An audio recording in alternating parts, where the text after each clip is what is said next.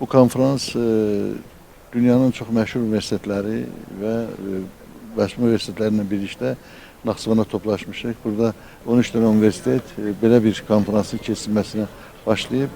Konferans çox ciddi nümayəndə heyəti ilə təmsil olunur və burada həm universitet rektorları, bu sahədə olan görkəmli alimlər və süni intellekt və maşın öyrənməsindən bağlı bir sıra tətbiqi işlər görən mütəxəssislər konferansda iştirak edirlər.